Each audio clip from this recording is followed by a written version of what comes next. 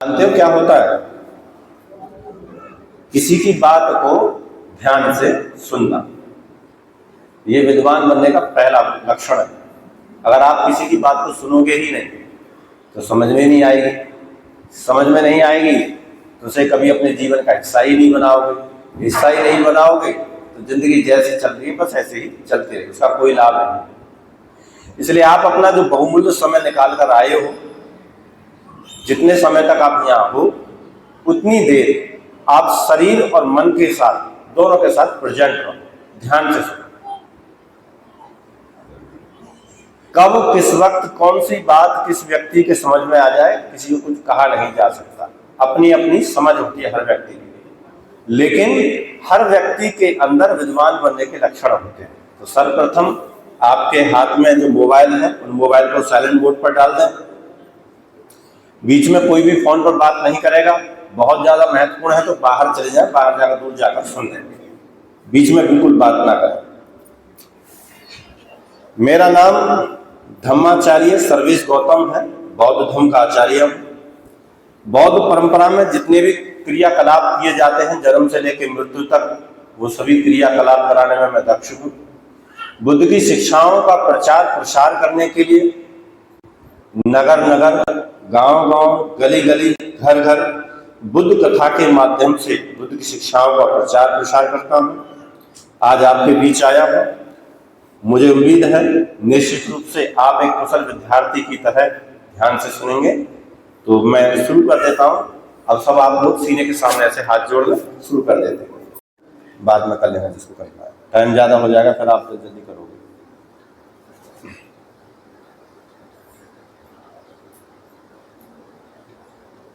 भवतु समंगल रखन्तु सब देवता सुखी रहो, सुखी रहो। इससे पहले मैं कुछ बताऊं आपके समक्ष, एक छोटी सी कहानी आपको कह देना चाहता हूं ताकि मैं अपनी बात शुरू कर सकूं। कहानी है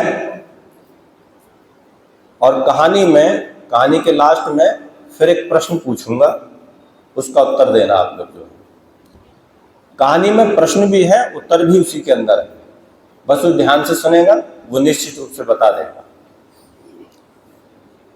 एक बार एक नगर में कुछ लोगों ने एक बुद्ध वंदना का आयोजन किया, जैसे आप लोगों ने आयोजन किया है। पास में ही एक बौद्ध गुरु रहते थे, उनके पास गए कुछ लोग। उन्होंने जाकर उनसे निवेदन किया कि गुरुजी हमारे यहाँ बुद्ध वंदना है, आपसे निवेदन है कि आप हमारे यहाँ आकर अपने आशीर्वचन हमें प्रदान करें। दिन बता दिया गया, समय बता दिया गया। तय दिन और तय समय के अनुसार वो बौद्ध गुरु उस स्थान पर पहुंचे, अपना स्थान ग्रहण किया, माइक हाथ में लिया और सामने वाली पब्लिक जो थी उससे प्रश्न पूछ लिया कि आपको पता है कि मैं आज किस विषय पर बात करने आया हूं, आपको क्या समझाने आया हूं? उन सब ने कहा कि नहीं, हमें नहीं पता, आप क्या बताने आए हैं, क्या समझाने आए हैं, किस विषय पर बात करने आए हैं? वह बौद्ध गुरु बहुत नाराज हुआ। उसने कहा बड़े अज्ञानी लोग हैं, बड़े मूर्ख लोग हैं, इनको यही पता नहीं कि मैं किस लिए आया हूं, यहाँ पर किस विषय पर बात करने आया हूं। इन्हें कुछ बताने से बढ़िया अपना दीवार में सिर मार लूं मैं। इन्हें समझाने से फायदा क्या है जब इनको पता ही नहीं है मैं किस विषय पर बात करने आया हूं। मैं नाराज हुए और बिना एक शब्द बोले वहां से वापस चले। लोग बड़े उदास हुए। आयोजक जो समिति थी वो और भी ज्यादा परेशान हुए। मुश्किल से घेर घार कर लोगों को लाए थे, जैसे आप में से कुछ लोगों लाया गया होगा, ऐसे घेर घार कर लाए थे। अब कुछ नहीं कहा तो बेचारे ऐसे ही चले गए सब। खैर, आयोजक समिति के लोग बड़े हिम्मतवर थे, बहुत मेहनती थे आपकी तरह। अगली बार अगले हफ्ते इन्होंने फिर एक आयोजन कराया। फिर उस बौद्ध गुरु के पास गए, फिर जाकर उन्होंने उनसे निवेदन किया कि हमने इस बार फिर अपने यहाँ बुद्ध वंदना का आयोजन किया है। पिछली बार जो गलतियां हो गई थी वो गलती नहीं होंगी। आपसे निवेदन है कि आप समय पर आकर अपने आशीर्वचन हमें प्रदान करें। तय दिन और तय समय के अनुसार फिर वह बौद्ध गुरु वहां पहुंचे, अपना स्थान ग्रहण किया, माइक लिया और फिर वही प्रश्न पूछ गिरा, क्या आपको पता है कि मैं किस विषय पर बात करने आया हूं, क्या समझाने आया हूं, क्या बोलने आया हूं? दूध का जला छाछ भी फूंक फूंक कर पीता है। सबके सब कहते हैं हाँ हमें पता, आप क्या बताने आए हो, क्या समझाने आए हो। वो बौद्ध गुरु कहता, अच्छा बहुत होशियार हो, बहुत ज्यादा समझदार हो। अरे तुम इतने ही समझदार हो तो फिर मेरी जरूरत ही क्या है, फिर मैं क्या करूंगा? जब तुम सब जानते हो पहले ही से तो तुमसे बात करने से फायदा क्या है? मैं क्या बताऊं तुम्हें जब तुम सब जानते ही हो। उस दिन भी नाराज होकर वो बिना एक शब्द के वहां से चले गए। अब पब्लिक जो थी वो असमंजस में पड़ गई। अच्छी बात है, हमने ना कह दिया था तब भी नाराज होकर चले गए, आज हमने हाँ कह दिया तब भी नाराज होकर चले। अरे करें तो करें क्या? चितवी इनकी, पटवी अनबी, अंटा इनके बाबा का। खैर, आयोजक समिति के जो लोग थे वो वाकई में बहुत हिम्मतवान थे। तीसरी बार फिर उन्होंने आयोजन रखा, फिर उस बौद्ध गुरु के पास गए, फिर जाकर उन्होंने निवेदन किया और कहा जाकर पिछली बार जो गलतियां हो गई थी वो पुनः नहीं दोहराई जाएंगी। आपसे निवेदन है आप जो है पुनः हमारे यहाँ आकर अपने आशीर्वचन प्रदान करें। वह बौद्ध गुरु तय दिन तय समय के अनुसार पहुंचे, स्थान ग्रहण किया और माइक हाथ में लेकर फिर सामने पब्लिक से वही प्रश्न कर दिया कि आपको पता है कि मैं आपको क्या समझाने आया हूं, किस विषय पर बात करने आया हूं, क्या कहने आया हूं? तो फिर बताओ उत्तर क्या होगा? प्रश्न तो यही है कि तीसरा उत्तर आखिर होगा क्या? क्योंकि प्रश्न है तो उत्तर तो है, निश्चित रूप से है। अगर किसी के मन में उत्तर आ रहा है तो कृपया करके बताएं। कोई भी बता सकता है, बड़ा भी बता सकता है, कोई भी बता सकता है।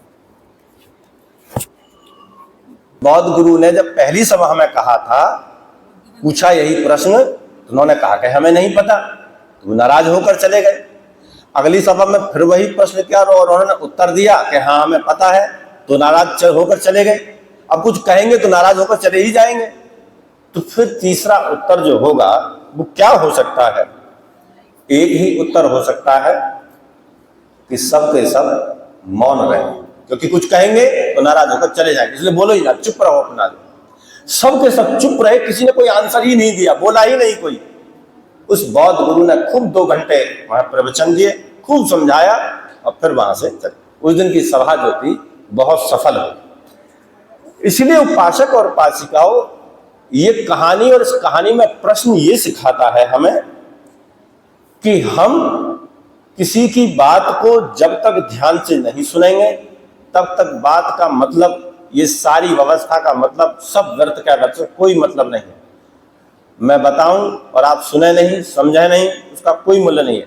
और सुनने समझने के लिए सबसे ज्यादा आवश्यक है कि आप एकदम शांत रहें, मोबाइल पर बात ना करें। मैंने पहले ही कहा था कि सभा में बीच में मोबाइल पर बात ना करें।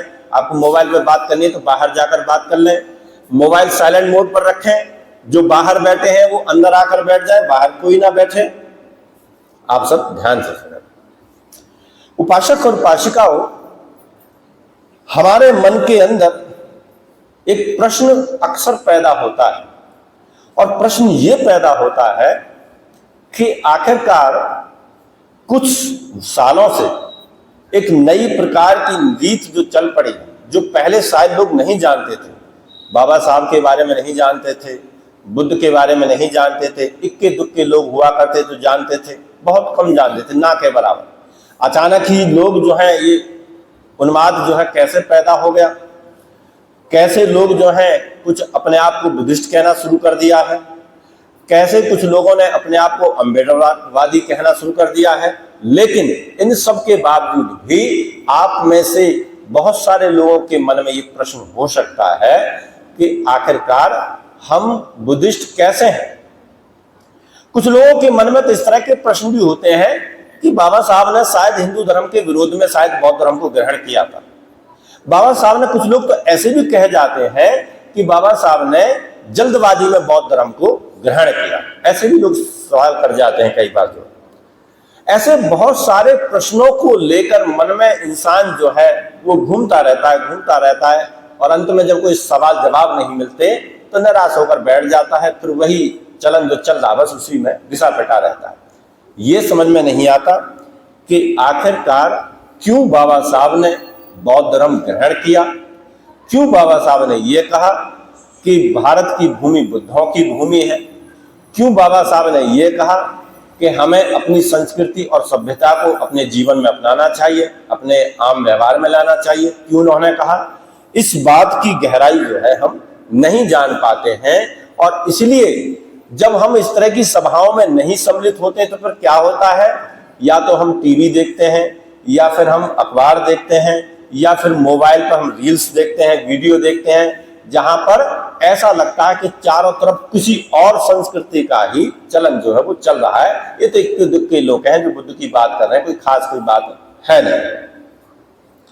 लेकिन आपको मैं बता दूं, भारत और पूरी दुनिया की गौरव गाथा बहुत ही उत्साह देने वाली, इसलिए थोड़ी देर ध्यान से सुनेंगे जो मैं समझाने जा रहा हूं।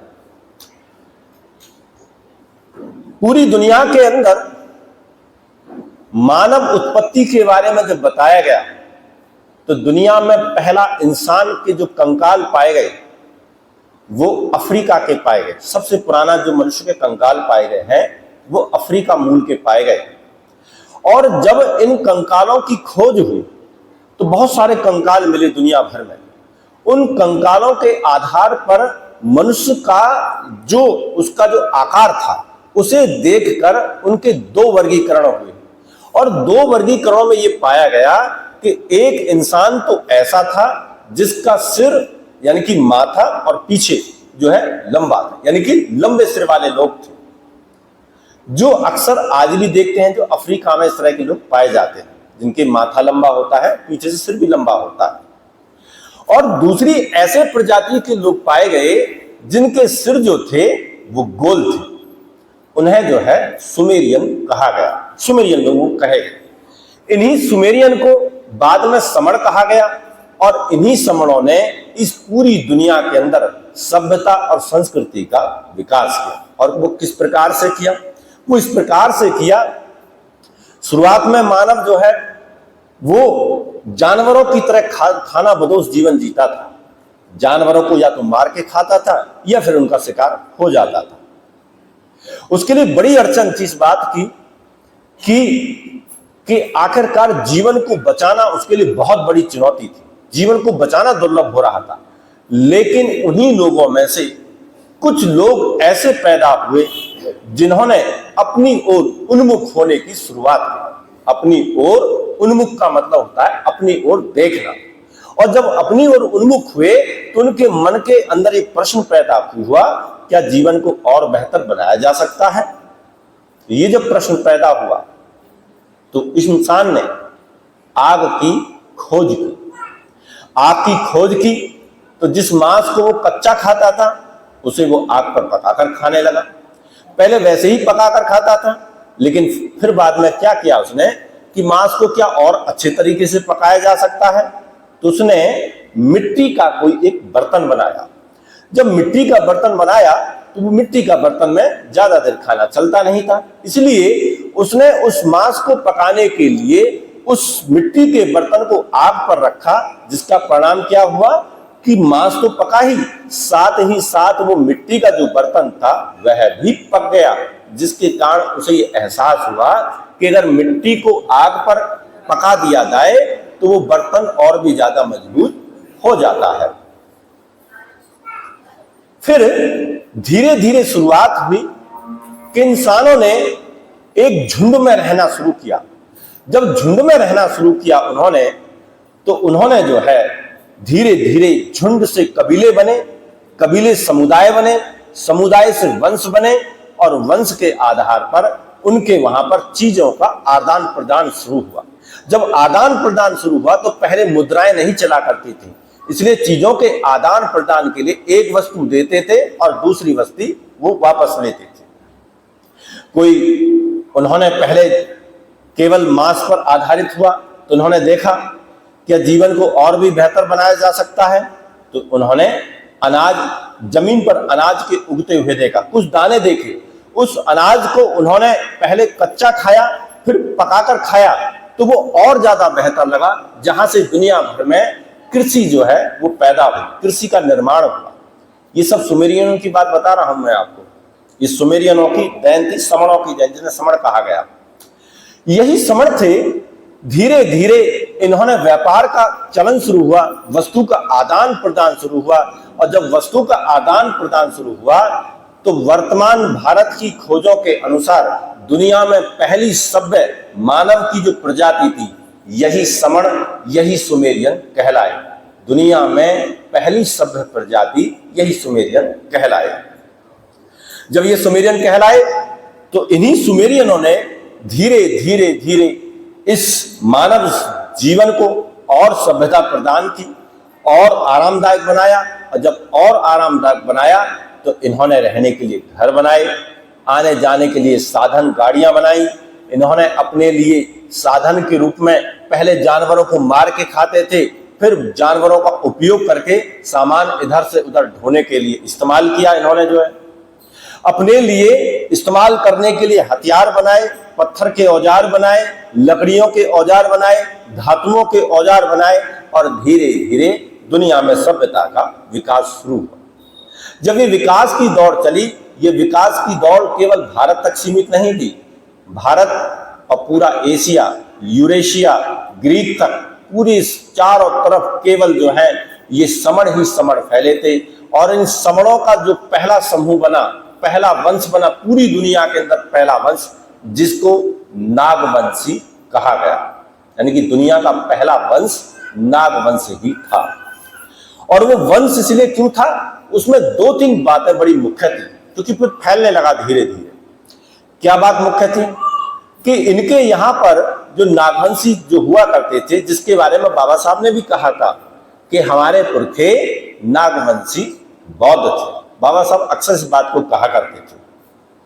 इसलिए उपासक और उपासिकाओं, ये जो नागवंशी थे, इनकी दो तीन बातें थी जो बड़ी मुख्य थी। पहली बात, इनकी जो सभ्यता थी, संस्कृति थी, घर का सामाजिक जो परिवेश था वो स्त्री प्रधान था।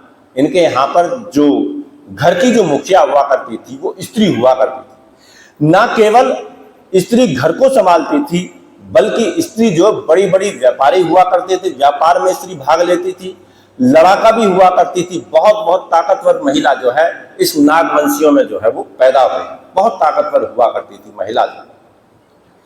धीरे धीरे समय गुजरा, आगे बढ़ा, और जब आगे समय बढ़ता है तो इनके अंदर और चलन आता है, और क्यूरेसी पैदा होती, प्रश्न और पैदा होते हैं।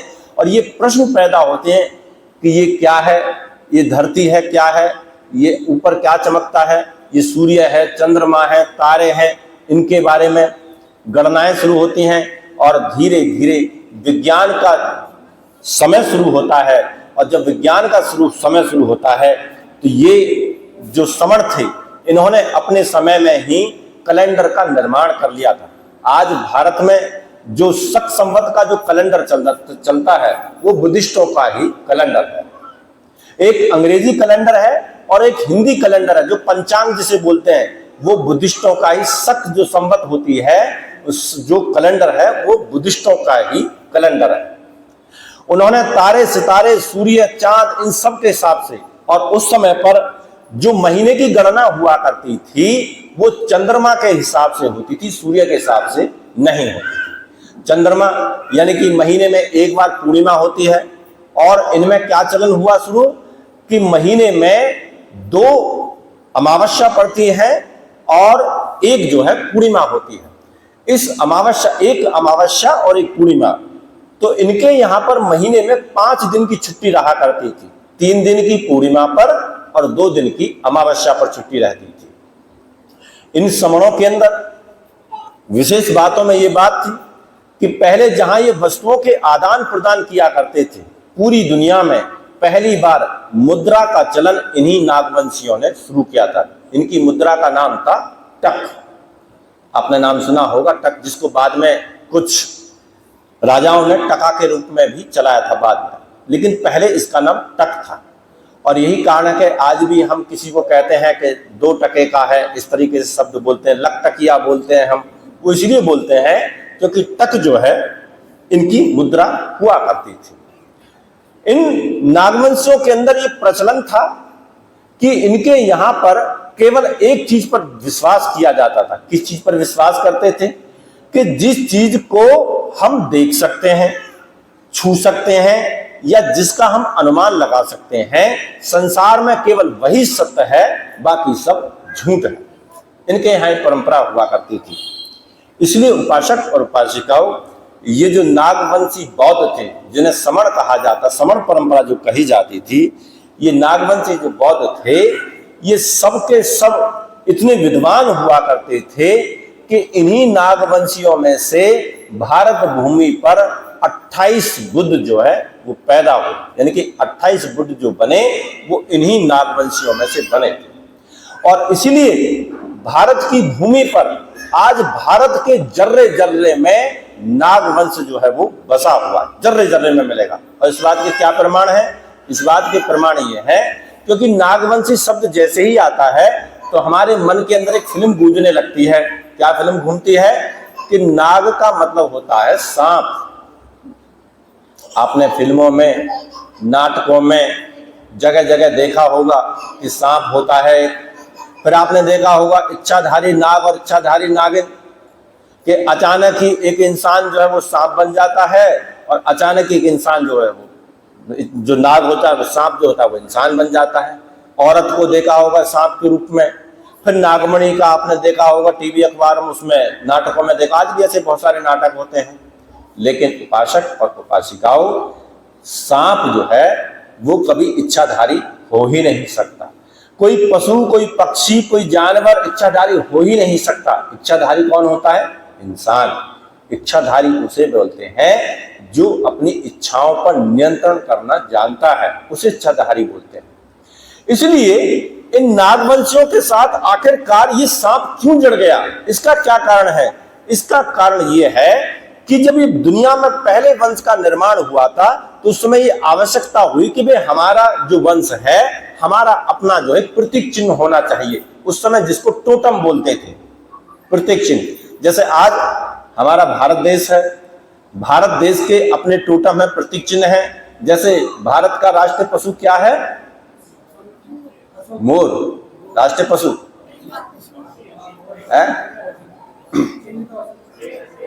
है जी बाघ, शेर। बाघ जो है वो भारत का राष्ट्रीय पशु है। और राष्ट्रीय पक्षी क्या है? मोर है। और राष्ट्रीय चिन्ह, प्रतीक चिन्ह क्या है भारत का? अशोक स्तंभ। ठीक उसी प्रकार से ये जो समण थे, नागवंशी बौद्ध थे, इनका भी अपना टोटम था, अपना प्रतीक चिन्ह था। वह था काले रंग का फन वाला सांप। इनका प्रतीक चिन्ह था। इसीलिए भारत में आपको एक भी मंदिर आपको ऐसा नहीं मिल सकता जिस मंदिर पर काले रंग के फन वाले सांप ना बने हों। इसका मतलब क्या है कि लोग भूल गए हैं, लेकिन पहचान अभी भी वही ज्यों की त्यों बनी हुई। आज हम ये सोचते हैं कि भाई देखो, हम तो बुद्धिस्ट नहीं हैं, हम तो अम्बेडकरवादी, चलो ठीक है हम आ गए, इन्होंने बुलाया, चलो आ गए, नाराज हो जाएंगे। हम तो देखो, हम तो उसी परंपरा को मानते हैं, हमारे पूर्वज आए, हमारे पुरखे करते आए, हमारे बड़े बूढ़े जो करते आए। लेकिन मैं आपको गारंटी के साथ इस बात को कह सकता हूं, मूलतः आप सब बौद्ध ही हैं। आपके यहाँ आज भी जितने भी क्रियाकलाप होते हैं वो सब बौद्ध परंपरा के ही होते हैं। और वो कैसे होते हैं मैं बता देता हूं, 2-3 बात बता देता हूं बस। आपके यहाँ पर जब कोई भी अच्छा काम होता है, शुभ काम होता है, जैसे घर में शादी होती है या किसी कोई बच्चा होता है या गृह निर्माण होता है, कुछ भी होता है, कोई भी शुभ काम होता है, तो भारत की कल्चर में, भारतीय परंपरा में ये नियम है कि शुभ कार्य करते समय सभी लोग अपने घरों पर स्वास्तिक चिन्ह, जिसे सतिया कहा जाता है, वो बनाते हैं। सब पे सब बनाते हैं। गांव में जाओगे तो गांव में देखोगे गोबर से बनाते हैं। शहरों में गोबर तो होता नहीं, तो इसलिए हल्दी से बनाते हैं। अब कुछ लोग ये सोचेंगे कि भाई सतिया तो जो है हमारा नहीं है, ये तो फिर किसी और का है। लेकिन उपासक और उपासी को मैं बता दूं, ये सतिया जो है, जिसे स्वास्तिक चिन्ह कहा जाता है, इसका संबंध केवल और केवल नागवंशी बौद्धों के साथ ही जुड़ा हुआ है। भारत की पुरानी खोजों में से, पुरानी खोजों में से सिंधु घाटी की सभ्यता तक खोजें हो चुकी हैं और उन खोजों में केवल और केवल वहां पर भी ये स्वास्तिक का चिन्ह जो है वो प्राप्त हुआ है। और इसके दो मायने मैं आपको बताता हूं। इसके दो मायने, पहला मायना क्या है कि जितने भी 28 बुद्ध हुए, इन 28 बुद्धों में से प्रत्येक के शरीर पर यह स्वास्तिक का चिन्ह जो है वो अंकित पाया गया है। जैसे पहले बुद्ध थे, पहले बुद्ध को भारत में तहंकर बुद्ध कहा जाता है, वहीं विदेशों में, चाइना में, जापान में, थाईलैंड में उन्हें अमिता बुद्धा के नाम से जानते हैं। अमिता का मतलब ही बुद्ध होता है। और इसकी क्या पहचान है, आप मोबाइल में सर्च करोगे तो एक बुद्ध की तस्वीर आपको ऐसी ही दिखाई देगी जिनके सीने पर यह स्वास्तिक चिन्ह बना हुआ, सीने पर। और जो 28 बुद्ध थे, सिद्धार्थ गौतम, जिन्हें गौतम बुद्ध के नाम से जाने जाता है, उनकी दाहिनी हाथ की हथेली में ये स्वास्तिक का चिन्ह अंकित था, जिसका जिक्र स्वयं परम पूजनीय बोधिसत्व बाबा साहब डॉक्टर भीमराव अंबेडकर ने अपने द्वारा लिखित पुस्तक बुद्ध और उनका धम्म में कर रखी है। उन्होंने स्वयं ही कर लिख रखा उन्होंने इस बात, आप गहराई से पढ़ेंगे तो मिल जाएगा आपको। अब इसका मतलब क्या है, ये स्वास्तिक चिन्ह 4 भुजाओं का होता है। इसका मतलब होता है 4 आर्य सत्य, 4 ऐसे सत्य जिनको दुनिया में कभी बदला नहीं जा सकता। क्या सत्य है, संसार में दुख है, दुख का कारण है, कारण का निवारण है, और निवारण का है मार्ग। अब हम इसको अपनी भाषा में समझते हैं, ये थोड़ी गहरी बात हो गई। अपनी भाषा ये है कि हम सबके जीवन में कोई ना कोई दुख है। किसी के जीवन में पैसे की तंगी है, किसी के घर नहीं है, किसी की नौकरी नहीं है, किसी घर में लड़ाई रहती है, किसी कोई रोग है, किसी कुछ समस्या, किसी कुछ समस्या, कोई ना कोई दिक्कत से हर व्यक्ति परेशान ही है। और जब हर व्यक्ति परेशान है तो बुद्ध क्या कह रहे हैं, बुद्ध कह रहे हैं, तमाम बुद्धों ने एक ही बात को कहा कि इस दुनिया में कोई भी घटना घटती है उसका कोई ना कोई कारण होता है, बस उस कारण को खोज लो, आपकी समस्या का समाधान आपको मिल जाएगा। इसलिए बुद्ध ने कहा कि हर व्यक्ति के जीवन में समस्या है, समस्या का कोई ना कोई कारण है, और कारण का कोई ना कोई निवारण है, और निवारण का है मार्ग। लेकिन हमने क्या किया, हमने इस बात को तो छोड़ दिया। बुद्ध ने कहा कि अगर आपके जीवन में कोई समस्या आए तो समस्या का समाधान ढूंढना, उसका कारण ढूंढना। और हम किसे ढूंढने लग गए, हम भक्तों को ढूंढने लग गए, ओझाओं को ढूंढने लग गए, तांत्रिकों को ढूंढने लग गए, मौलवियों को ढूंढने लग गए, पंडितों को ढूंढने लग गए। और हम क्या कर रहे हैं, एक फिल्म आई थी कुछ दिन पहले, आपको याद हो तो, पीके, पता है, उस पीके के फिल्म में एक दृश्य आता है कि आमिर खान वहां एक सभा में बैठा हुआ था, जहां एक महाराज जी प्रवचन दे रहे थे। वहां एक बूढ़े व्यक्ति खड़े होते हैं और कहते हैं कि महाराज, मेरी जो पत्नी है वो अर्थराइड की रोगी है, डॉक्टरों ने जवाब दे दिया, अब आप ही कोई उपाय बताओ। महाराज जी मुंडी उठाते हैं और कहते हैं कि 2000 किलोमीटर दूर भगवान का एक और मंदिर है, माथा टेक जाओ, काम हो जाएगा। आमिर खान खड़ा हो गया, उसने खड़ा होगा कि रॉन्ग है, रॉन्ग आंसर है। उसने क्या है कि एक बार बताओ, हम सब भगवान के बच्चे हैं, क्या है, तो फिर बताओ आपका बच्चा आपसे कुछ मांगे और आप उसको यूं कहो कि 2000 किलोमीटर तू वहां जा और यही बात दोबारा बता, तो हुई ना गलत बात। वही बात हमारे बीच भी है, उन्हीं कामों में हम भी लिप्त हैं, हमारे साथ भी वही सब हो रहा है कि हम समस्या के समाधान को ढूंढने की बजाय, उसके कारण को ढूंढने की बजाय, हम किन्हें ढूंढने लग गए, तांत्रिकों को, ओझाओं को, मौलवियों को, भक्तों को, पंडितों को, इनको ढूंढने लग गए। और इन्होंने क्या किया, हम जो समस्या लेकर गए वो समस्या तो छोड़ दो, उस समस्या का और इतना भय पैदा कर दिया कि हम उल्टे से उल्टे काम करने के लिए तैयार हो गए। हम इतने बेदर्दी भरे काम करने को तैयार हो गए जिसकी उपमा पूरी दुनिया में नहीं दी जा सकती। हम किसी के पास गए और पास जाकर हमने उसने अपनी समस्या बताई, तो जाकर देख लेना भगत के पास जाकर कभी भी क्या बताया उसने समाधान, तुम्हारे बड़े बूढ़े ने बकरा बोल रखा था, तुमने बकरा ना किया, इसलिए तुम्हारा संयोग हो रहा। और हम भी बहुत बढ़िया, हम उस भगत के चक्कर में आ गए, और उसके चक्कर में जिस बकरे ने बेचारे ने हमारा कुछ बिगाड़ा नहीं, जिससे हमारा कोई लेना ही देना ही नहीं है, हमने अपने स्वार्थ में अंधे होकर उसे ही मार दिया। आपने कभी सोचा है कि आपके जरा सा कांटा लग जाए कितना दर्द होता है, जरा सा ब्लेड लग जाए तो क्या दर्द होता है। आपका बच्चा सीढ़ी से गिर जाए तो आप कैसे चीखते चिल्लाते भागते हो हॉस्पिटल में। जब किसी जानवर को मारते हो, काटते हो, उसे चीरते हो, उस पर क्या बीतती होगी, उसके भी तो परिवार होगा, उस पर क्या बीतती, उसके क्या हालात होते होंगे। हमने कभी सोचा है इस बात को? इसलिए उपासक और उपासिकाओं, ये जो 4 आर्य सत्य हैं, ये 4 आर्य सत्य जिसको स्वास्तिक चिन्ह के रूप में जाना जाता है, क्योंकि पहले बातों को याद करने के लिए संकेत चिन्ह बना, पहले भाषा कम हुआ करती थी, संकेत चिन्ह के रूप में भाषा हुआ करती थी, उसी संकेत चिन्ह में स्वास्तिक चिन्ह जो है वो अंकित था। इसलिए जो सतिया का निशान है, स्वास्तिक का चिन्ह है, ये नागवंशी बौद्धों की पहचान है। इसलिए भारत में जो सिंधु घाटी सभ्यता प्राप्त हुई है, उस सिंधु घाटी सभ्यता में एक स्तूप प्राप्त हुआ है, और वह जो स्तूप है वो चौथे बुद्ध दीपांकर बुद्ध का स्तूप है वर्तमान खोजों के अनुसार। इसलिए उपासक और उपासिकाओं, ये जो नागवंशी बौद्ध हैं, ये जो नागवंश है, यही पूरे भारत में फैला, और इसके बाद वंशों की परंपरा जैसे झड़ी सी लगती चली गई। इन्हीं नागवंशों में शाक्य वंश, कोलिय वंश, नंद वंश, सुसुनाग वंश, मौर्य वंश, परिमार, जितने भी सातवाहन राजा, जितने भी वंश पैदा हुए, ये सब के सब इन्हीं नागवंशों में से पैदा हुए, और आज भिन्न भिन्न जातियों के रूप में फैल गए। और जब भिन्न भिन्न जातियों के रूप में फैल गए तो आज छितरा सा समाज जो है वो दिखाई देता है।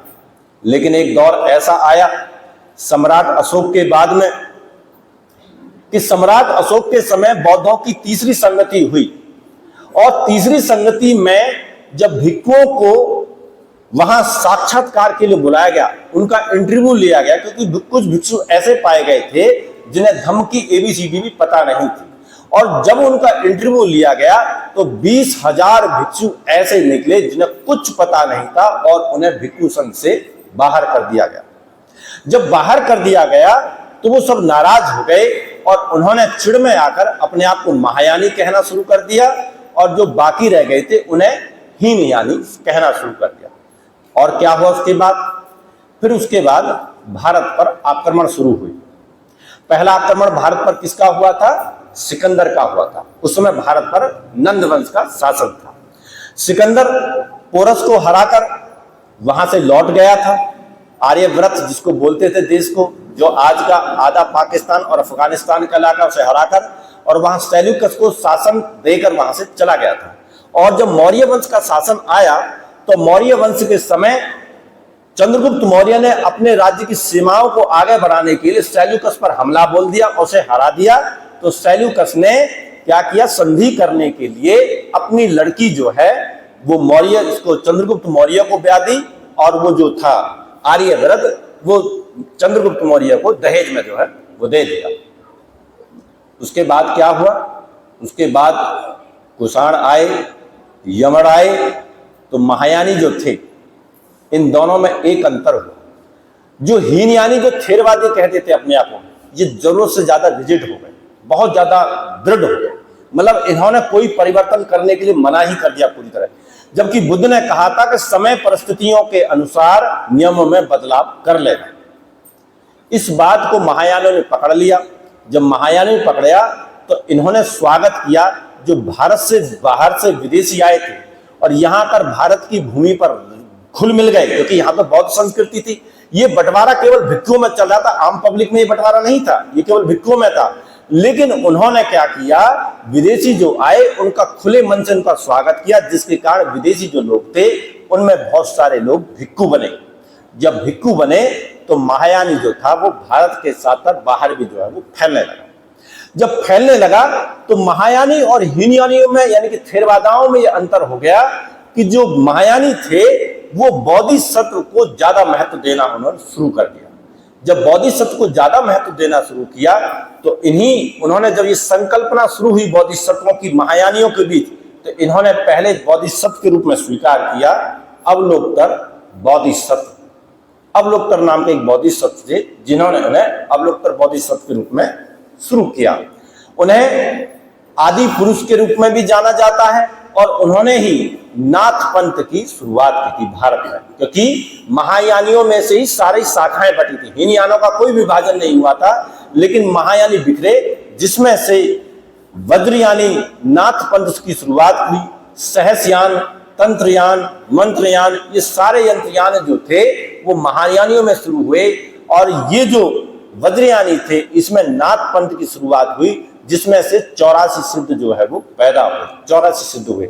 ये सब के सब बौद्ध भिक्षु थे, या आम लोग नहीं थे, सब के सब बौद्ध भिक्षु थे, सबके सब। ये बात अलग है, लेकिन महायानी थे, लेकिन थे सब बौद्ध भिक्षु ही। उपासक और उपासिकाओं, धीरे धीरे ये जो महायानी थे, महायानियों में क्योंकि ये यमन भी थे इनमें शामिल, इनमें कुषाण भी शामिल थे, इनमें ईरानी भी शामिल थे। तो जो यवनों के अंदर, ईरानियों के अंदर जो देवी देवताओं की पूजा हुआ करती थी, उन्हीं देवी देवताओं के साथ यहाँ के महायानियों ने वहां के लोगों को स्वीकार कर दिया, जिसके कारण भारत के अंदर बौद्धों में बहुत सारे देवी देवताएं पैदा हो गए। जब बहुत सारे देवी देवता पैदा हो गए तो धीरे धीरे भारत में जो है कुछ लोग ऐसे थे, जब कुषाण आए, यमन आए, वो भारत को हरा तो नहीं पाए, सब के सब बुद्धिस्ट बन गए, लेकिन कुछ लोग ऐसे थे जिनके मन के अंदर टीस दी, और टीस को पीढ़ी दर पीढ़ी रखे आ रहे थे मन के अंदर। और जैसे ही मौका मिला, कब मौका मिला, जब भारत में पहला मुस्लिम आक्रमण हुआ, मोहम्मद बिन कासिम 7वीं सदी में, जब उसने भारत पर पहला आक्रमण किया, बस उन्हें मौका मिल गया, उन मुस्लिमों का उन्हें खुले दिल से स्वागत किया, जिसके कारण भारत की पूरी अर्थव्यवस्था पूरी तरह खराब कर दी।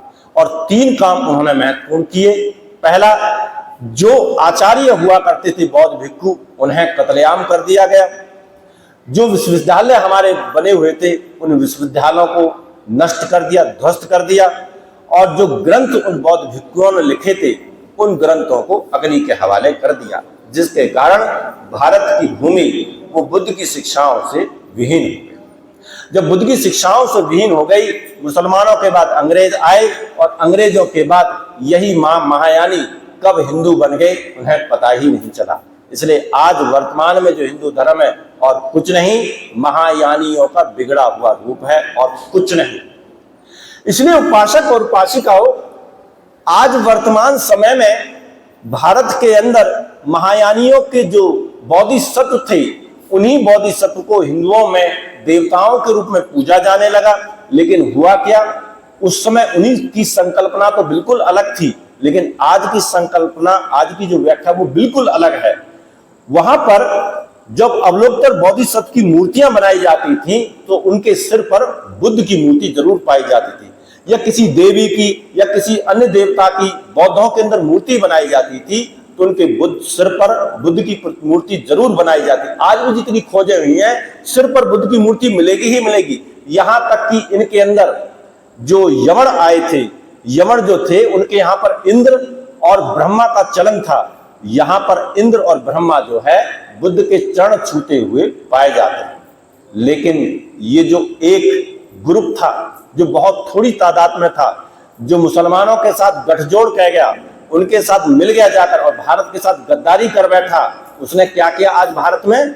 आज आलम ये कर दिया है कि हमारे ही हाथों से, हमारे ही बुद्धों, बोधिसत्वों का अपमान करवा रहा है और उसे अपना धर्म कह रहा है। बस ये कर दिया उसने काम। हमारे ही हाथों से हमारे बुद्धों, हमारे बोधिसत्वों का अपमान करवा रहा है और उसे अपना धर्म कह रहा है। ये उसकी व्याख्या है।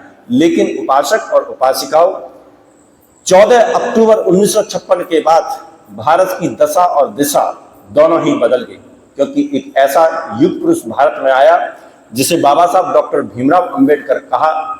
उन्होंने देखा कि बौद्धों की स्थिति बहुत ज्यादा दयनीय है, बहुत ज्यादा खराब है, बहुत हालत बद से बदतर हो चुकी है और ये इतनी व्यवस्था गड़बड़ हो चुकी है, इसे सुधारना चाहो तो सुधरेगी नहीं।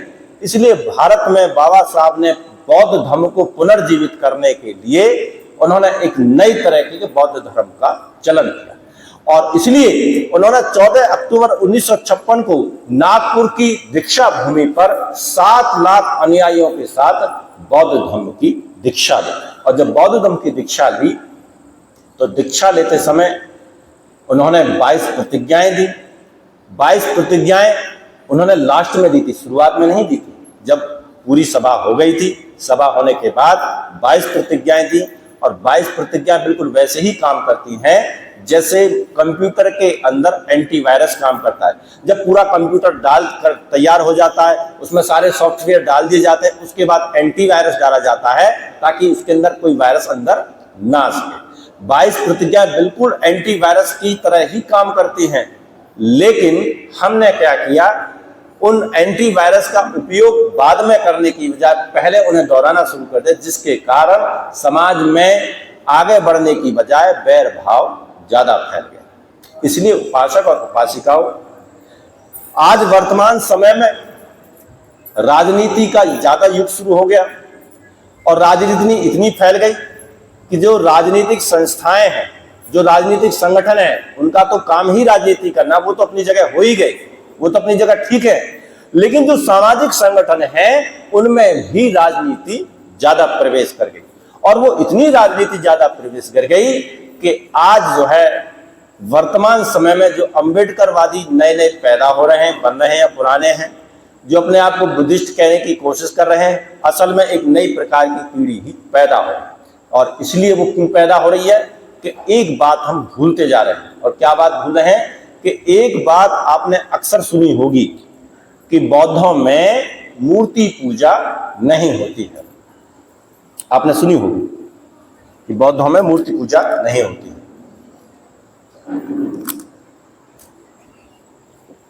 लेकिन इसकी गहराई शायद हम नहीं समझ पाए।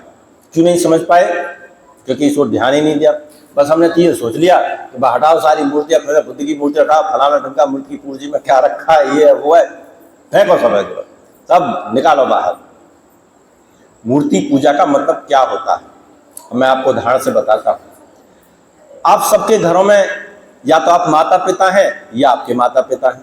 अब मान लो आपके बच्चे, आप अपने बच्चों को कुछ बातें बताएं, बेटा सुबह को जल्दी उठा करो, घुमा फिरा करो, ठीक से पढ़ाई किया करो, स्कूल टाइम से जाया करो, ट्यूशन टाइम से जाया करो, कुछ बात समझाया करो तो ध्यान से सुना करो, बाहर घूमते हो ध्यान ना करो, गलत बच्चों से दोस्ती नहीं करनी है, कहाँ उठना बैठना है ये ध्यान से दिया। हर माता पिता की चिंता होती है।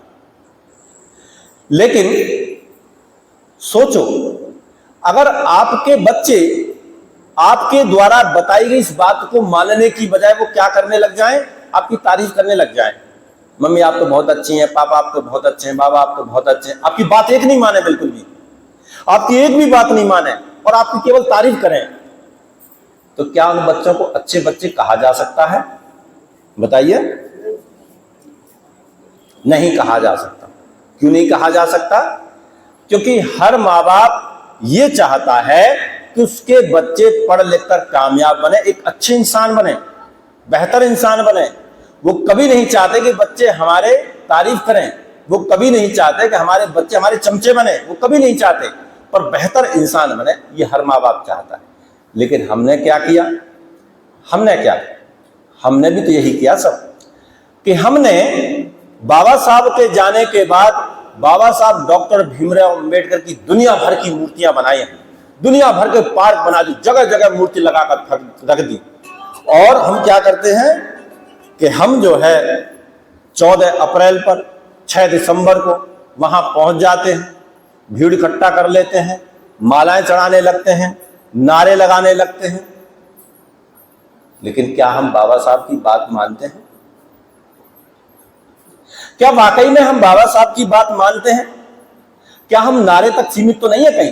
कहीं ऐसा तो नहीं है कि 14 अप्रैल में आई और जैसे बरसात में मेढक इकट्ठे हो जाते टर करने लगते, कहीं ऐसे तो नहीं इकट्ठे हो जाते हम भी, बाबा साहब की जय हो, बाबा साहब तेरा मिशन अधूरा मिलकर करेंगे हम पूरा, और फिर बस बात खत्म। 364 दिन फिर हर दिन बाबा साहब की हत्या, हर दिन बाबा साहब के अरमानों की हत्या। इसे कहते हैं मूर्ति पूजा। मूर्ति पूजा का क्या मतलब है कि जिसकी हम पूजा कर रहे हैं या जिसकी हम प्रशंसा कर रहे हैं या जिसके गुणों का हम गुणगान कर रहे हैं, वो केवल मुंह से कर रहे हैं, हम उन्हें खुद हम स्वीकार नहीं कर रहे।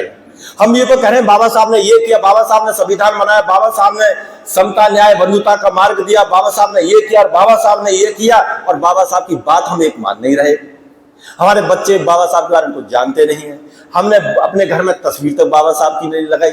हम बाबा साहब ने कहा कि हमारे पूर्व के नागवंशी बौद्ध थे, हमें अपनी बौद्ध पिछड़ी हुई संस्कृति को अपनाना है, हम उनकी एक बात नहीं मान रहे, हम बौद्ध धर्म को नहीं अपना रहे, अपने घर में बुद्ध की प्रतिमाएं नहीं लगा रहे, पंचशील का पाठ नहीं करा रहे, अपने घरों में संस्कार नहीं बदल रहे।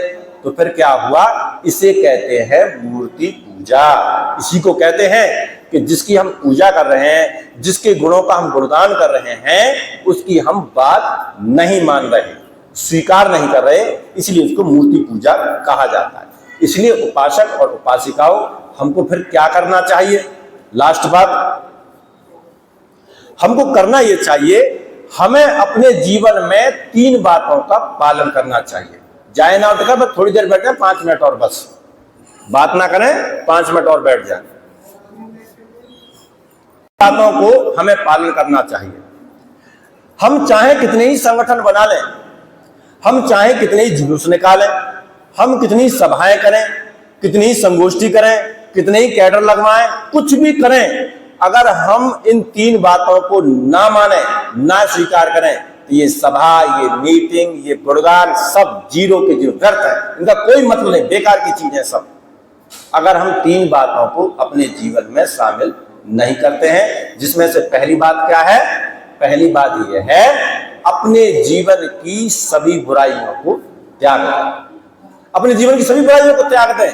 अभी बुराई कैसे पता चलती है? इसके लिए मापदंड है। क्या मापदंड है? बुद्ध के पंचशील सिद्धांत, ये मापदंड है। पाणातिपाता वेरमणि सिक्खापदम समादयामि, मैं मन, वाणी और शरीर से ऐसा कोई कर्म नहीं करूंगा जिससे किसी जीव को किसी प्रकार का कष्ट, दुख, तकलीफ होती हो, ऐसा कोई भी कर्म ना करें। लेकिन हम क्या करते हैं? हम स्वाद में इतने अंधे होते हैं कि बकरे को भी काटो, मुर्गे को भी काटो, इसको भी काटो, उसको भी मारो, उसको भी मारो, और फिर अपने आप को बुद्धिस्ट भी कहते हैं। जीवों के प्रति हमारे मन में दया सी भी दया नहीं है, फिर भी हम अपने आप को बुद्धिस्ट कहते हैं। बुद्ध कहते हैं वैर से वैर कभी समाप्त नहीं होता, वैर को अवैर से ही समाप्त किया जा सकता है, और हम दुनिया में वैर ही फैला रहे हैं, नफरत ही फैला रहे हैं, तो फिर हम काय के बुद्धिस्ट हुए? इसलिए उपासक और उपासिकाओं, पंचशीलों में पहला शील है कि हमें सब जीवों के प्रति मैत्री भाव रखना चाहिए। और ये मैत्री भाव पैदा करने का केवल एक ही सूत्र है, और वो बात अपने दिमाग में बिठाना, क्या सूत्र है? कि इस दुनिया में सभी लोग समान रूप से पैदा होते हैं और समान रूप से ही मर जाते हैं। इसलिए इस दुनिया में ना तो कोई किसी का मालिक है और ना ही कोई किसी का दास है। हम सब एक मित्र के रूप में इकट्ठा होते हैं और गृहस्थ रूपी गाड़ी को आगे चलाते हैं। ये बात जितना जल्दी दिमाग में आ जाए, उतना जल्दी घर खुशहाल हो जाता है। अब ये बात आए नहीं। अब आप सोचें कि जो है आप बाबा साहब के नारे लगाएं, बाबा साहब का गुणगान करें, भगवान बुद्ध का गुणगान करें, दुनिया भर की बातें करें, के अंदर औरत को आप जो सताएं, उसे डांटें, उसे गाली गलौज करें, मारपीट करें, बुरा भला कहें, तो फिर व्यर्थ का व्यर्थ है। जब आपके घर के अंदर, खुद के अंदर, आपके अंदर इतनी मैत्री नहीं जागी कि जिस प्रकार से इस घर को चलाने में आप सहयोग प्रदान कर रहे हैं, उसी प्रकार आपसे पत्नी भी तो आपका सहयोग प्रदान कर रही है। आप घर से बाहर जाते कमाने के लिए पैसा इकट्ठा करके लाते हैं, तो आपकी पत्नी भी तो उस घर को संभालती है, बच्चों को खाना बनाती है, घर की साफ सफाई करती है, कपड़े धोती है, प्रेस करती है, कितने सारे काम करती है, वह भी तो सब काम करती है। लेकिन हम नहीं समझते। क्यों? क्योंकि पुरुष प्रधानता हमारे दिमाग में आज भी घुसी हुई है। भले ही आप अपने आप को अम्बेडकरवादी कहते रहो, भले ही अपने आप को बुद्धिस्ट कहते रहो, ये पुरुष प्रधानता ही है, और ये पुरुष प्रधानता ही वैदिक संस्कृति है। वैदिक संस्कृति ही पुरुष प्रधानता है, और समण संस्कृति जो है स्त्री प्रधानता है। इस बात का दिमाग में, अगर आपके अंदर ये गुण है तो दिमाग में बैठा लेना कि अभी आप वैदिक ही हो, आप कह रहे हो बुद्धिस्ट, पर हुए नहीं होंगे, मन से आपने अभी तक आपने स्वीकार नहीं किया। जबकि अगर रियल बुद्धिस्ट होता है तो उसका एक ही मतलब होता है कि आप जो है सभी के प्रति मैत्री भाव रखें, अपनी पत्नी के प्रति भी, अपनी बेटी के प्रति भी, समाज में जो लोग हैं उनके प्रति भी, पक्षियों के प्रति भी, पशुओं के प्रति भी, अन्य जीव जंतुओं के प्रति भी। दूसरा शील बताते हुए बुद्ध क्या कहते हैं? अदिन्न दाना वेरमणि सिक्खापदम समादयामि। जो चीज आपकी नहीं है उसे ग्रहण ना करें, अर्थात चोरी ना करें, धोखेबाजी ना करें, लूटपाट ना करें, छीना झपटी ना करें। तो फिर क्या करें? बुद्ध कहते हैं दान देना सीखें। अब दान की भावना तो हमें है ही नहीं, 100 रुपए कोई समिति वाला मांग ले तो ऐसा लग जाता है जैसे तुम्हारी किडनी मांग ली, तो पता नहीं 100 रुपए पता नहीं कहां से निकाल कर देते हो। 500 रुपए कहते फिर तो पूछो ही मत, हाय मर गए रे, 500 रुपए मांग लिए। कुछ तो समाज में ऐसे ही लोग होते हैं, 100 रुपए दे दे 14 अप्रैल पर, बस बाबा साहब अब मैंने तुम्हारा एहसान खत्म कर दिया, बात खत्म होगी, 100 रुपए दे दी, बात खत्म। ये दान नहीं है, ये दान नहीं होता। भूखे को भोजन खिलाना, प्यासे को पानी पिलाना, नंगे को वस्त्र देना और धनहीन को धन देना, यह तो दान है। लेकिन कब है? बिना बदले की भावना। बदले की भावना नहीं, दे दी पर दे दी, बात खत्म हो गई। लेकिन इन दान में भी एक दान सबसे बड़ा है, जिसे बुद्ध ने कहा धम्म दानं सब दानं। बुद्ध ने कहा धम्म दान ही सबसे बड़ा दान है। अब हम तो केवल यही शब्द तक अटके हुए, लेकिन कभी आपने सोचा है कि हम इतनी सारी चीजें इस्तेमाल करते हैं, हम मोबाइल इस्तेमाल करते हैं, ये फैन इस्तेमाल करते हैं, घरों में एसी होते हैं, आने जाने के लिए गाड़ी इस्तेमाल करते हैं, कपड़े पहनते, दुनिया भर के भौतिक संसाधन इस्तेमाल करते हैं। क्या हमने कुछ बनाया है? कुछ नहीं बनाया हमने।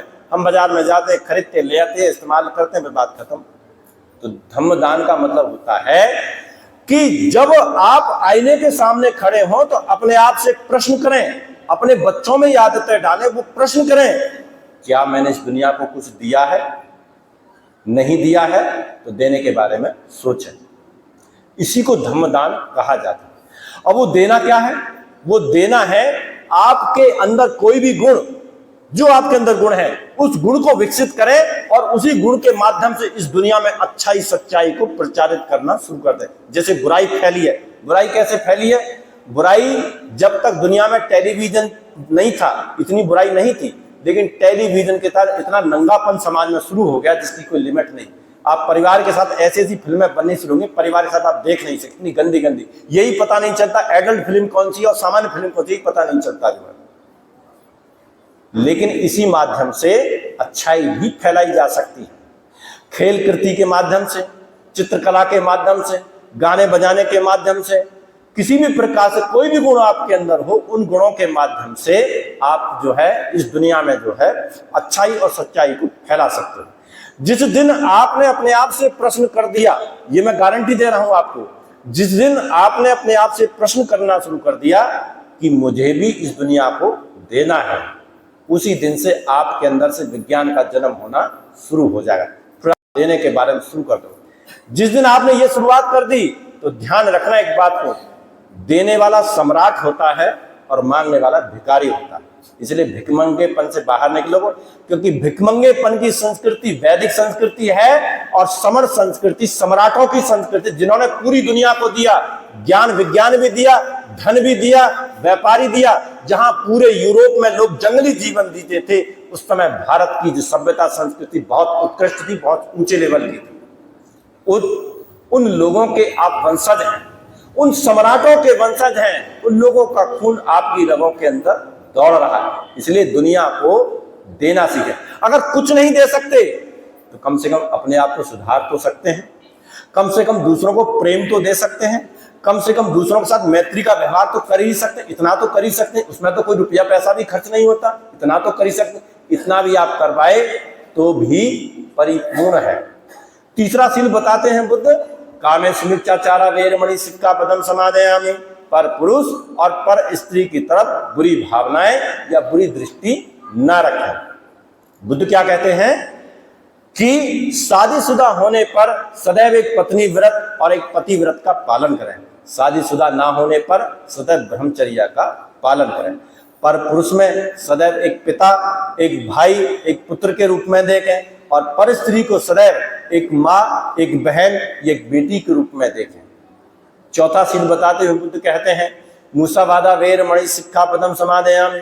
मुख से झूठ ना बोलें, गाली गलौच ना करें, चुगली चपाटी ना करें, व्यर्थ की बात ना करें। तो फिर क्या करें? बुद्ध कहते हैं सच बोलना सीखें, दूसरों का सम्मान करना सीखें, आदर करना सीखें, किसी को मन को बेकार में दुखी ना करें। कोई बात कहनी भी सच को तो सही से कहना सीखें। जैसे कुम्हार होता है, घड़ा बनाता है, तो एक हाथ तली पर लगाता है और एक हाथ से थपकी मारता है ताकि घड़ा बन भी जाए और टूटे भी नहीं। किसी को कोई बात समझानी है तो पूरी मैत्री के साथ, पूरे प्रेम के साथ उसको समझाएं, अपने पूरे दोस्ती के संबंध, रिश्तेदारी के संबंधों का हवाला देकर समझाएं, तब उसकी बात समझ में आ सकती है। आप किसी पर व्यंग कसें, कमेंट कसें, उल्हाना दें, गालियां दें, धिक्कारें, इससे कोई बदलता नहीं है, बल्कि इससे समाज में नफरत पैदा होती है। इसलिए उपासक और उपासिकाओं, आस पड़ोस में, रिश्तेदारी में कहीं कोई दुर्घटना घट जाती है, कभी भी उनका मजाक ना उड़ाएं। अगर आप उनके लिए कुछ समाधान नहीं कर सकते, उनका सहयोग प्रदान नहीं कर सकते, तो बस इतना करें, चुप रहें आप जो है। और पांचवा और अंतिम नियम बताते हुए बुद्ध कहते हैं, सुरा मेरा मद्यपमाद खाना वेरमणि सिक्खापदम समादयामि। ना स्वयं किसी भी प्रकार के नशे का सेवन करें और ना ही नशा करने में किसी अन्य व्यक्ति की मदद करें। ये 5 नियम तय करते हैं कि आप अपने जीवन में अच्छे कर्म करते हैं या बुरे कर्म करते हैं, ये आप ही को तय करना है। इसलिए 3 सूत्रों में से पहला सूत्र है, अपने जीवन की सभी बुराइयों को त्याग दें, अर्थात पंचशीलों का पालन करें। दूसरी बात क्या करनी है आपको, दूसरा सूत्र क्या पकड़ना है, ये मैं 3 बात वो बात बता रहा हूं जिसकी कल्पना बाबा साहब डॉक्टर भीमराव अम्बेडकर ने की थी कि एक सभ्य और अच्छा समाज जो कैसे बनेगा, कैसे बौद्ध जगत का निर्माण होगा। ये 3 गुण, ये 3 बात उस व्यक्ति के अंदर होनी ही चाहिए, जिसमें पहली हो गई सभी बुराइयों को त्याग दें, और दूसरी बात होनी है कि अपने जीवन के सभी क्रियाकलाप, सभी संस्कार केवल और केवल बौद्ध परंपरा के अनुसार किसी बौद्ध गुरु को बुलाकर ही कराएं। संस्कार मतलब वह क्रियाकलाप जो जन्म से लेकर मृत्यु तक किए जाते हैं। चाहे आपका घर बना है, चाहे आपके घर में शादी है, चाहे आपके घर में बच्चा पैदा हुआ है, चाहे आप बच्चे का जन्म, जो भी आप कुछ करते हैं, उन अवसरों पर अपने घरों में बौद्ध गुरुओं को बुलाएं, उनसे वंदना कराएं, उनसे प्रवचन सुने। इससे क्या होता है, इससे ये होता है कि हम लगातार अच्छाई और सच्चाई के संपर्क में बने रहें। अगर आप ऐसा नहीं करोगे तो क्या होगा, बहुत सारे लोग, आप में से कुछ से प्रश्न पूछ लूं कि भाई साहब आप बुद्धिस्ट हो, आपके यहाँ पिछली बार वंदना कब हुई थी, तो आप सोच में पड़ जाओगे कब हुई थी। तो वो घर बना था 5 साल पहले, तब हुई थी। तो लड़के का ब्याह हुआ था, तब हुई थी हमारे वंदना 10 साल पहले, 3 साल पहले। मुस्लिम संप्रदाय अपने धर्म को स्थापित करने के लिए दिन में 5 बार नमाज अदा करता है, तुम 5 साल में 1 बार वंदना कराते हो। इसलिए अपने मन के अंदर एक गांठ बांध लो, सभी संस्कार तो कराने ही कराने हैं, साल में 1 बार अपने घर पर बड़ी वंदना करानी ही चाहिए। किसी बौद्ध गुरु को, किसी को भी बुलाओ, किसी बौद्ध भिक्षु को बुला लो, किसी बौद्धाचार्य को बुला लो, आपके नजदीक में जिसे भी आप ठीक समझते हो उसे किसी को बुला सकते हो, जिसको भी बुलाओ। इससे 2 काम होंगे, समाज में जो प्रचारक है उसको काम मिलेगा, काम मिलेगा तो वो सोचेगा, नई नई बात खोजेगा, नई नई बात खोजेगा तो नए तरीके से समझाएगा लोगों को। उसे काम ही नहीं मिलेगा, उसे कोई बुलाएगा नहीं, समझाएगा कहां से वो किसी को। और दूसरी बात ये होगी कि आपके अंदर भी अच्छाई सच्चाई के पैमाने जो है वो बढ़ने शुरू हो जाएंगे। और तीसरा गुण, तीसरा मंत्र क्या होना चाहिए आपके जीवन में, लास्ट तीसरा मंत्र ये होना चाहिए कि आपको बेकार की बातों में पड़ने की बजाय, बहुत सारे लोग हैं बेफजूल में घूम रहे हैं, दुनिया भर के धक्के खाते हुए फलाने वहां जाओ, समय बर्बाद कर रहे हैं, पैसे बर्बाद कर रहे हैं, घर की शांति भंग हुई पड़ी है। एक व्यक्ति मेरे पास आया, बहुत गरीब था। गरीब इसलिए था क्योंकि राजनीति के चक्कर में पड़ गया था, राजनीति चक्कर में वो सारी संपत्ति बर्बाद कर बैठा था, 20 साल से था। वो आया, उसने कहा कि आचार्य जी मुझे बताओ कि मैं बौद्ध धर्म को कैसे फैला सकता हूं, मैं क्या मदद कर सकता हूं। मैंने उसे कहा बस एक ही काम करो, मैं तुम्हें एक ही उदाहरण दूंगा कि तुम करोड़पति बन जाओ, बस इतना ही करना है। अगर तुम अपने आप को करोड़पति बना लो, बस कुछ करने की जरूरत नहीं है, तुम्हारे रिश्तेदार यार पारे तुम्हें देखकर खुद ही बदल जाएंगे अपने आप, कुछ नहीं करना आपको, बस इतना ही करना है। इसलिए तीसरी बात इसलिए सम्मिलित है कि तीसरा गुण, तीसरा मंत्र आपके जीवन में यह होना चाहिए कि आप जो बेकार में समय खराब करते, बेकार की बातों में, बेकार के झगड़ों में, व्यर्थ की चीजों में, बेकार के घूमने फिरने में, उस समय को अपने आप को ताकत बनाने में उस समय को लगाएं, अपने आप को ताकतवर बनाएं। दुनिया ताकतवरों की गुलाम रही है सदैव, ध्यान रखो इस बात को। और ये ताकतवर 4 प्रकार से बनाया जाता है, मानसिक रूप से ताकतवर, शारीरिक रूप से ताकतवर, आर्थिक रूप से ताकतवर, और सामाजिक रूप से ताकतवर, 4 प्रकार से ताकतवर आपको होना चाहिए। मानसिक रूप से ताकतवर बनाए रखने के लिए आपको अच्छे से अच्छे, बेहतर से बेहतर पढ़ाई करनी, आपके अंदर पढ़ने की आदत होनी चाहिए, और खाली किताब को रटने की आदत नहीं, बल्कि आपको प्रश्न पूछने की आदत भी होनी चाहिए। आपको अपने आप को मजबूत बनाने, शारीरिक रूप से मजबूत बनाने के लिए कि 2 गुण होने चाहिए आपके अंदर। शरीर के अंदर अच्छा भोजन खाएं और नियमित रूप से एक्सरसाइज जरूर करें, योग अभ्यास आपको जरूर करना चाहिए अगर आपको लंबे समय तक स्वस्थ जीवन जीना है। नहीं तो फिर दुनिया भर की बीमारियां घेर लेंगी। सीधी सी बात है, या तो खुद अपना ध्यान रख लो, नहीं तो फिर डॉक्टर आपका ध्यान रखेंगे, और डॉक्टर कैसे ध्यान रखते हैं वो आप सब जानते हो। आपको अपने आप को आर्थिक रूप से मजबूत बनाए रखने के लिए धन कमाने के नए नए स्रोत खोजने चाहिए। ये मत सोचो ये सब बेकार की बातें हैं कि धन कुछ नहीं होता, हाथों का महल है, कोई महल पर नहीं होता। कोई ये सोचे कि धन जो है सब कुछ नहीं होता, धन कुछ नहीं है, धन क्या है, कुछ भी नहीं है। ये तो मैं मानता हूं धन सब कुछ नहीं होता, लेकिन धन बहुत कुछ होता है। पैसा है कुछ भी किया जा सकता, पैसा नहीं है तो एक पाई को मोहताज होते हुए देखा है, 10 की सूद पर 15 की सूद पर पैसे उठाते हुए देखा है लोगों, जिंदगियां निकल जाती इसकी ब्याज देते देते। इसलिए पैसा बहुत जरूरी है। इसलिए आपको अपने जीवन में आर्थिक रूप से मजबूत होना ही चाहिए। जिसके पास धन होता है, जिसके पास बल होता है, जिसके पास मानसिक होता है, जिसका समाज होता है, उसी की सभ्यता संस्कृति दुनिया में फैलती है।